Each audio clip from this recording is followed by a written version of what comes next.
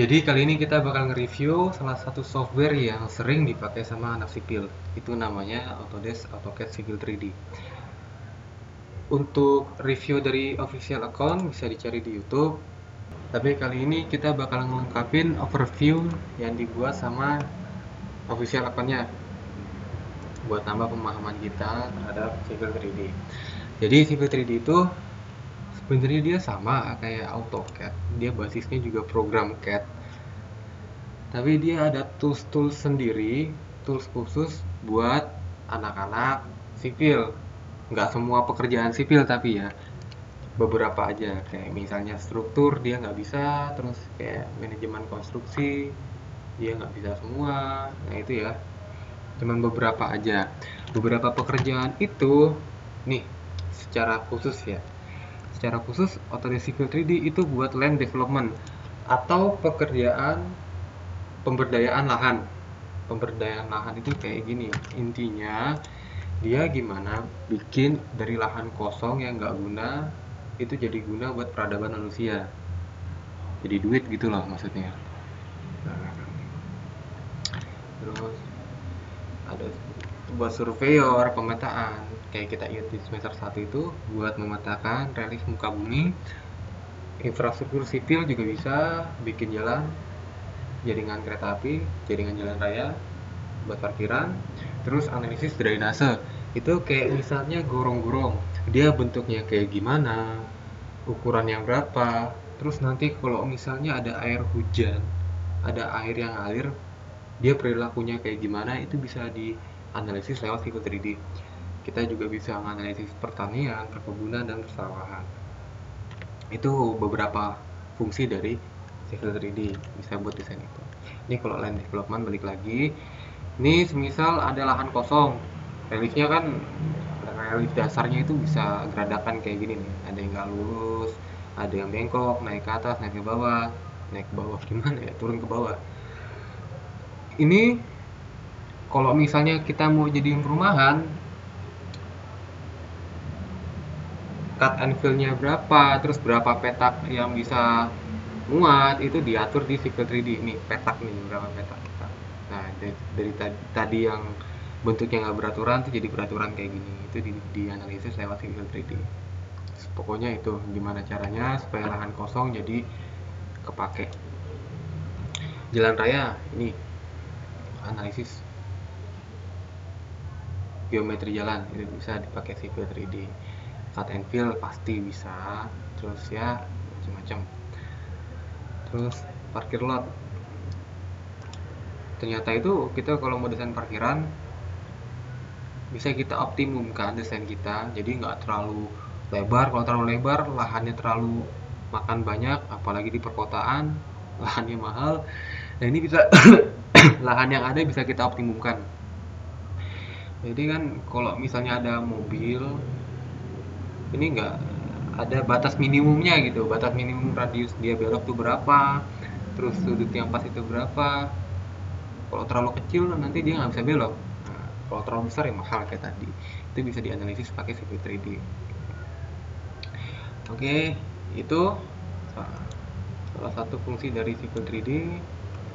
Terus kalau semisal pernah dengar Autodesk Land Desktop, dia itu mbahnya dari Civil 3D. Land Desktop tahun 2013 itu udah nggak ada, gantinya ya ini ya Autodesk Civil 3D. Fitur-fiturnya dilengkapi ya si Land Desktop ini. Makanya kalau misalnya kita buka Civil 3D di surface, kalau diklik kanan itu ada export land and XML. Ini maksudnya itu buat orang-orang yang belum move on, masih pakai Autodesk Land Desktop, tetap masih bisa integrasi sama software terbaru sama Civil 3D. Nah, ini Land XML itu buat itu, buat ekspor ke Land Desktop. Jadi itu kalau misalnya balik lagi, kita contoh ambil jalan raya. Ini diambil contoh praktikum gamjal.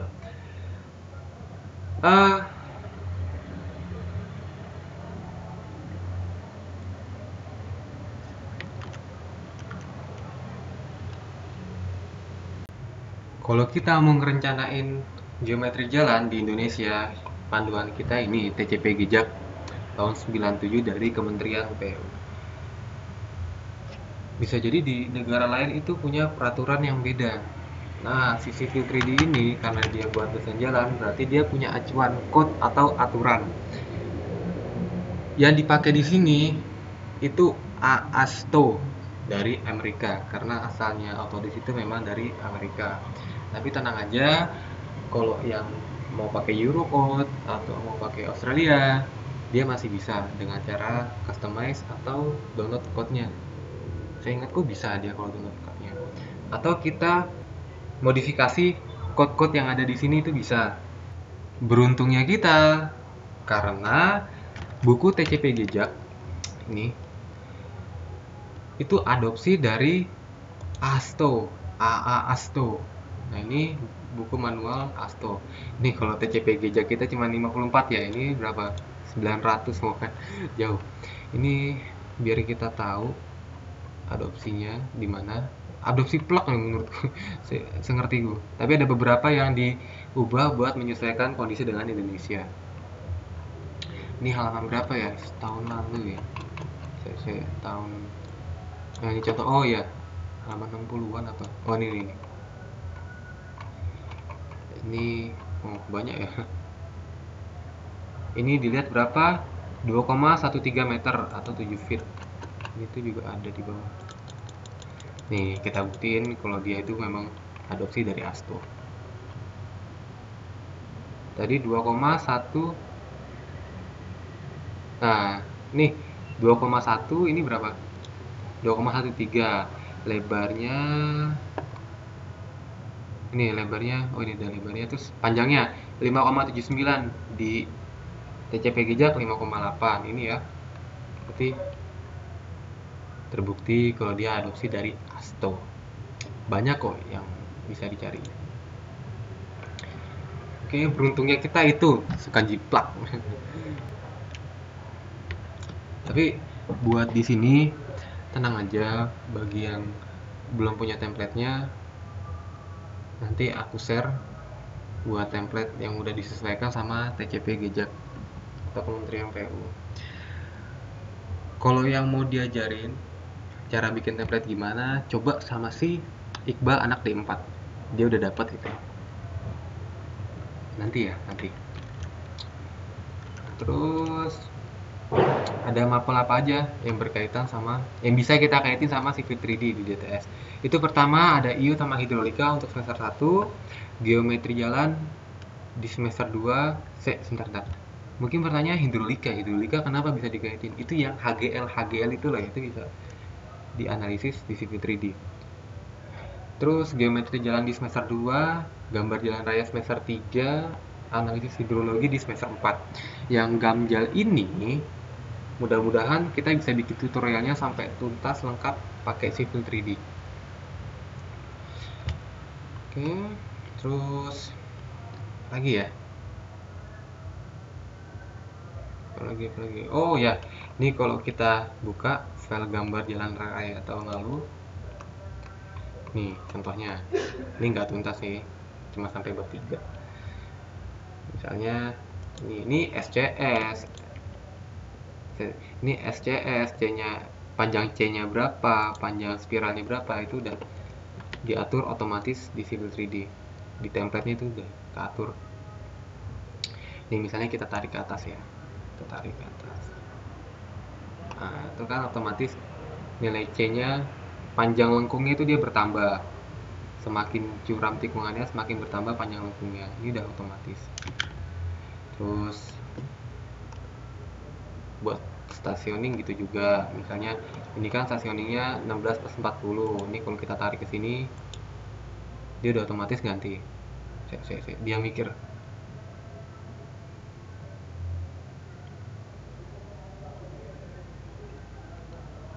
Oke, nggak apa-apa, cuma pemberitahuan. Nah, tadi ini ya, stationingnya dia udah otomatis menyesuaikan. Terus, kalau kita buka di alignment vertikal, ini yang merah itu kontur muka tanah asli. Ini contohnya kita ambil yang di ujung ya. Ini berapa? Oh, dia di garis ini ya, di atas. Berapa sih garis ini? Elevasi berapa dia? Di elevasi 102. Bener nggak? Ya, sekitar antara 102 sampai 103 kan. Ini coba kita turunin. Jadi elevasinya berapa ya? 97 lah misalnya.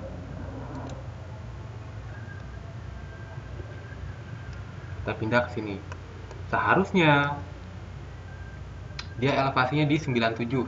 Di jalan terakhir kita tuh elevasi 97, bener nggak di sini? Nah, ini kan dia udah turun secara otomatis yang merah ini. Tadi kan di atas, sekarang di bawah. Bener nggak 97? Ya, bener. Di 97 yang sebelah sini. Tuh. Jadi cut and fill volumenya itu dia bakal langsung kehitung, perhitungannya segala macam juga udah otomatis. Buat komparasinya gini aja.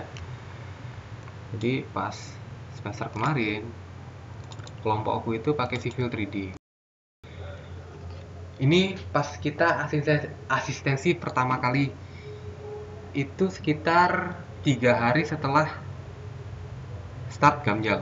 Ini kita udah dapat A0 2 lembar, A1 2 lembar juga. Ini kalau kita lihat A0-nya itu nih. Bahkan bisa kelar ini itu kurang waktunya nih ya. Selesai itu kurang dari 2 jam.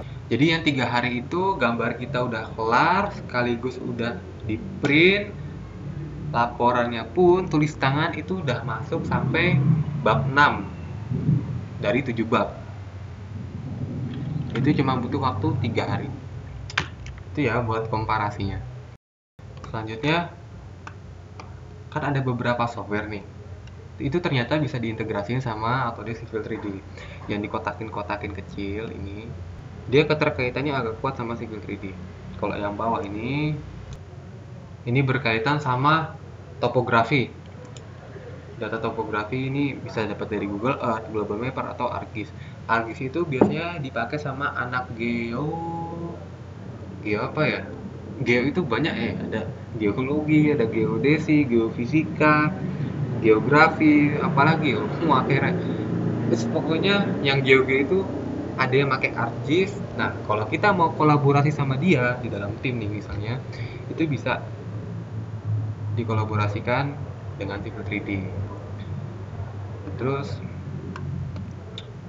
Google Earth, SketchUp bisa. Nah, kalau untuk yang di atas ini biasanya itu buat visualisasi. Kalau yang Autodesk InfraWorks dia peralihan antara visualisasi dan desain. Ini ya contohnya di sini.